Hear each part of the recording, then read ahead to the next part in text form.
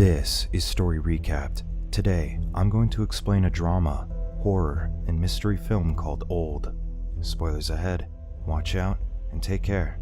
Guy Cappa, his wife Prisca, and their children Maddox and Trent drive to a tropical resort for vacation. When the family reaches the resort, the staff happily greets them. Their hotel assistant, Madrid, hands them welcome cocktails and leads the children to the drinking fountain. At the candy station, the kids meet Idlib, the resort manager's nephew.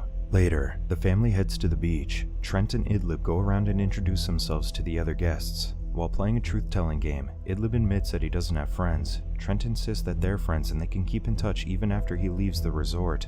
That evening, Guy and Prisca discuss their relationship. The vacation is supposed to be their family's last one together before the couple proceeds with their divorce. Guy hopes Prisca would reconsider the divorce, given her medical condition that they recently discovered. However, Prisca is adamant that her condition is irrelevant to their failing marriage. The children listen to their parents argue from another room. To avoid upsetting him, Maddox suggests that Trent plays instead. Trent opens a letter from Idlib and deciphers the code, revealing that Idlib challenges him to an ice cream eating contest. At dawn, a woman strips down at a secluded beach to entice her companion before going into the water. In the morning, the resort manager recommends a private beach area to the Kappa family. After talking to them, the manager pulls Idlib away when he spots him. Another guest, Patricia, starts seizing. Her husband, Jaron, and another guest, a surgeon named Charles, tend to her. Finally, Patricia recovers and Madrid offers her a drink to calm her down. Later, the Kappa family waits in the van to take them to the secluded area. While there, Trent notices that Idlib left him another note in his bag. Joining them are Charles and his mother, Agnes, his wife Crystal, and their daughter, Kara. The driver takes them to the private area and gives them the picnic items for their trip. The driver instructs them how to get to the beach and tells them that he'll pick them up at 5 p.m. The guests enjoy the walk into the nature preserve that leads them into a canyon until finally they reach the private beach. While setting up their beach umbrella, Charles spots another man close by, so he sets up elsewhere. When Crystal strips to her swimsuit, Charles looks over to the man, uncomfortable of him seeing his wife. The children enjoy the beach while Prisca reads a book by the shore. Maddox notices the other guest and recognizes him as the rapper known as Mid-Size Sedan. Maddox is excited upon seeing the rapper, but Guy tells her to leave him alone since he's probably on vacation.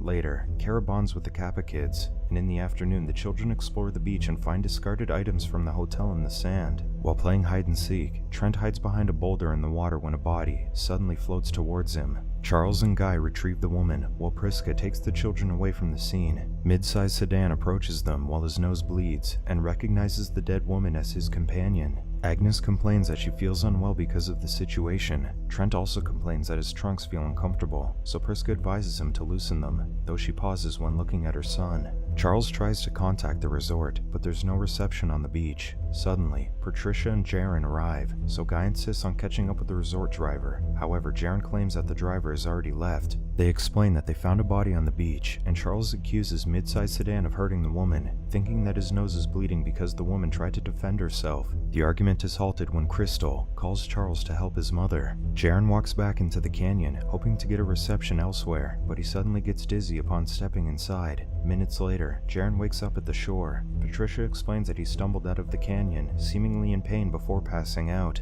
Charles checks on his mother, who's in shock over what happened. Agnes insists that she's okay, and that Charles should focus on helping the others instead. Prisca walks up to Charles, asking about Trent, but Charles insists that Trent is fine, seeing that he's playing with Kara from a distance. Eventually, Charles and Prisca walk towards the children, but Crystal calls her husband back as Agnes has stopped breathing. Charles attempts to resuscitate his mother, but to no avail. He mourns over his mother's death, thinking that her heart stopped due to shock. Patricia and Jaron introduce themselves to Trent and Maddox to distract the kids. Jaron assumes that Trent is 11 years old, but the boy claims that he's just 6. Maddox insists that he's telling the truth, but Jaron thinks that the kids are just playing with them. Prisca arrives searching for her children, but is stunned to see that they've suddenly grown up. Suddenly, Charles sees Mid-Sized Sedan sprinting back to the canyon. He chases after him, but as soon as they're inside, the two men become disoriented. Soon, they both wake up by the shore. Prisca insists that they must take the kids to the hospital, so they plan to search for another path out of the beach. The adults attempt to pass through the canyon again, but they all black out. Prisca freaks out that something is happening to the kids, including Kara. She insists on Charles checking on the kids, but instead they witness Charles slashing mid-sized sedan across the cheek. Charles claims that he thought that the man was going to hurt him, then apologizes nonchalantly. Jaren checks on mid-sized sedan, only to find out that his wound is already healed. Freaked out, mid-sized sedan finally recounts how he went on vacation because he was sick. He met the woman at the resort. After they talked about their illnesses, she swam into the ocean early this morning, and that's when he last saw her alive. Later, Charles confirms that all the kids suddenly grew up. Agnes's dog also suddenly passes away. While the adults try to figure out another way off the beach, mid-sized sedan shares to Maddox that his real name is Brandon, and that he was recently diagnosed with a rare blood condition.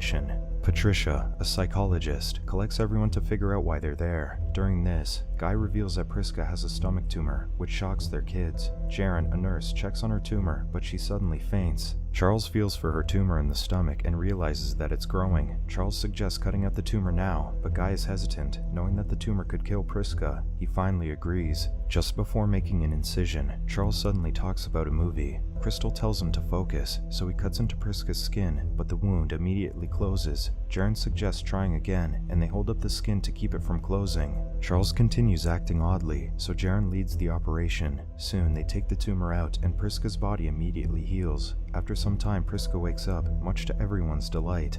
Meanwhile, mid-sized sedan checks on the woman's body and is shocked to find that it's decomposed, as if she's been dead for at least 7 years. Given this, they conclude that time is different on this beach. Prisca calculates that half an hour on the beach makes them age for roughly a year. Jaren adds that the children are always hungry because their mass is still growing. He theorizes that the rocks surrounding the beach are speeding the processes of their cells. Thus, they black out when they leave as their bodies cannot readjust to their normal stage. He suggests walking slowly in the canyon to allow their bodies to reacclimate into the average cellular speed. While they're discussing this, Trent and Kara spend some time in the tent, sharing how they feel different. When they leave the tent, they've grown up as young adults. To the adults' horror, Kara is suddenly pregnant.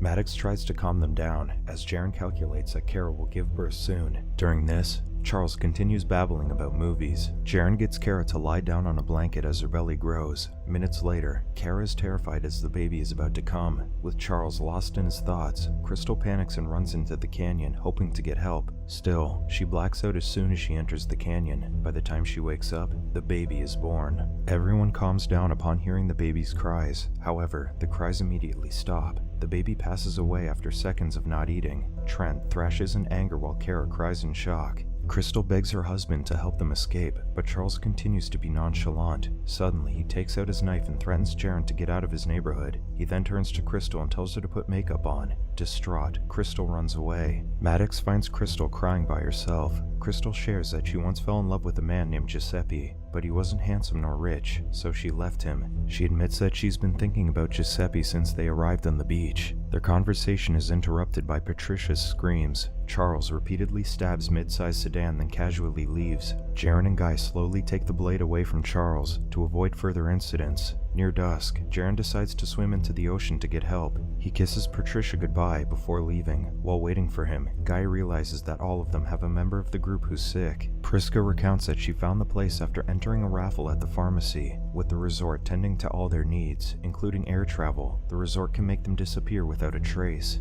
Later, Maddox confronts her mother about the divorce. Prisca claims that she wanted to leave them to spare them from her medical condition, but Maddox figures that she was seeing someone else. Prisca admits to this, breaking her daughter's heart. She assures Maddox that she feels different now, but Maddox claims that she needs time to sort out her feelings. Maddox walks into the ocean to calm her emotions. While she's feeling the waves against her back, she comes across Jaren's body. Guy and Trent take Jaren to the shore, but it's too late. Patricia mourns for her husband. They figure that swimming into the ocean will cause them to black out too. Trent and Kara move away from the group as they struggle with the idea that they will die on the beach without having experienced life. To help her move on, Trent takes their baby's body away from Kara and buries it in the sand. While he's doing so, Kara starts climbing up the cliff. Trent tries to chase after her, but his parents stop him. Despite everyone's protests, Kara insists that she has to try to escape the beach. Soon, Kara's nearly at the ledge, but she stops. Trent screams, figuring that she's blacked out. Kara then falls off the cliff, and Trent is broken up upon seeing her body. Desperate to escape, Patricia ties up a few pool noodles, hoping it will keep her afloat while she swims out. However, she collapses and repeatedly seizes until she passes away. While looking at Patricia's body, Guy's vision starts to blur. His aging is causing his eyes to deteriorate. Meanwhile, Crystal searches for her daughter, not knowing that Kara is dead. Crystal sees that her back is hunched due to her calcium deficiency. By nightfall, Guy finally reveals to Prisca that he saw the text messages from her lover. He's not upset over her cheating, but instead berates her over the man that she chose to cheat on him with. However, Prisca assures him that she wants to stay with him now. While searching through the discarded items on the beach, Maddox finds a notebook full of theories about the beach. The writer theorized that the magnetism at the beach and the special minerals inside the rocks are causing rapid cell aging. Hearing this, Trent figures that they could escape if they could create metal protection like those used in X-rays to prevent the magnetism from affecting them. He looks over the nearby landscapes and sees something shining, believing that it's a camera that's recording them. At night, Guy hears something from the dark, but Prisca, who's slowly losing her hearing, doesn't notice. Charles arrives and starts slashing at Guy to prevent him from telling the police that he killed mid-sized sedan. With Guy losing his vision, he's unable to fight back. Prisca tries to protect her husband, but he pushes her away, instructing her to keep the kids safe instead. Prisca finds the children and tells them to hide. Maddox and Trent hide inside a cave and find Crystal weeping over her condition. She throws rocks at them, insisting that they shouldn't look at her. Upon confirming that Kara's dead, she mourns, and then she lifts a heavy rock to throw at Trent. However, her bones break and quickly heal at the wrong angle. Crystal continues to thrash around as her body breaks until finally, her heart stops. Outside, Prisca finds a weapon and fights off Charles. His wound heals, but the rust from Prisca's knife quickly poisons his blood. The poison spreads throughout his body until he dies. Trent and Maddox join their parents by the campfire, being the only survivors left. Hours later, Prisca and Guy appear elderly, so Trent and Maddox do their best to keep them comfortable. Soon, Guy has forgotten what he and his wife were fighting about, so he doesn't care about it anymore. The couple reconciles before passing away minutes apart. In the morning, Trent and Maddox have grown even older. They wonder if they should even try to leave, but the siblings decide to make a sandcastle before doing so. While building the sandcastle, Trent remembers the coded message Idlib gave him, and Maddox encourages him to decode it. When Trent decodes the message, he reads that Idlib's uncle doesn't like the corals. Thinking that it's a clue, Trent wonders if the corals will protect them. The siblings swim into the ocean and find a tunnel with corals on its walls. They swim into the tunnel, but Maddox's shirt gets caught. Trent tries to rescue his sister, but struggles to get her free. Meanwhile, the resort driver watches the ocean from a camera. He doesn't see the siblings come up from the water, so he reports via phone that they drowned. He concludes that the subjects of Trial 73 are all deceased. Later, the driver heads into a research facility for a pharmaceutical company called Warren. A scientist named Sydney